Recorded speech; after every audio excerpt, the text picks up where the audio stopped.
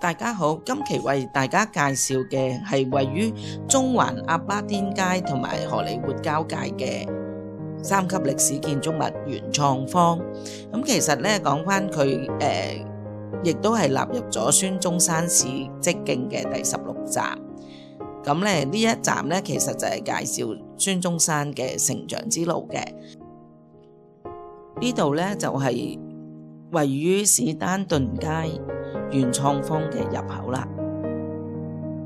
跟住我哋會轉落去荷里活道元創方嘅入口，見到嘅呢就係元創方嘅外貌，保留咗佢外面嘅石牆同埋樹牆，亦都會見到一個戶外裝置，係孫中山史蹟徑嘅第9站。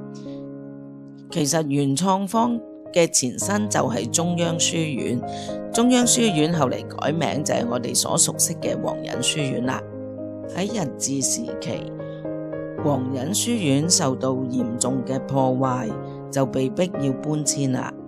後嚟政府就將舊校舍拆卸，就改建成為2分警察宿舍。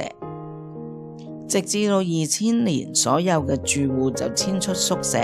喺2014年，政府就正式將宿舍活化成為今日嘅元創方。而家元創方外面仍然保留咗2個地下公廁，可以話係絕無僅有噶啦。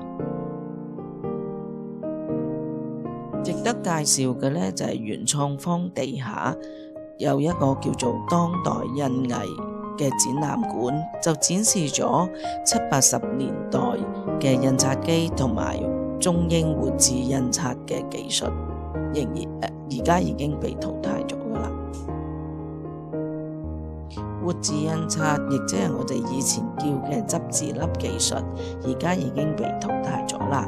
跟住我哋會去到地下嘅展示廊，咁喺嗰度呢，你會睇到舊日嘅中央書院嘅位置，你會睇到佢嘅地基啦，同埋部分嘅地磚，以至到一啲水渠仍然保留喺度。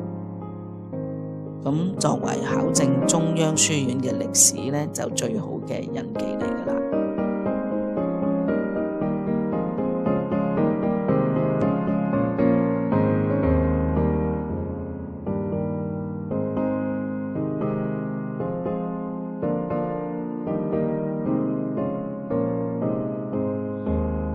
跟住我哋會上返去元創方嘅廣場，向前行呢嘅右手邊，你會見到一座大樓嘅，其實佢就係以前少年警訊嘅會所，佢係位於城隍街嘅入口㗎。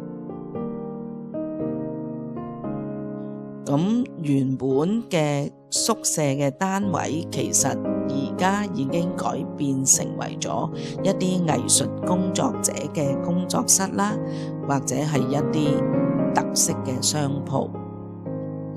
而走廊嘅兩端盡頭仍然保留咗以前宿舍嘅洗手間。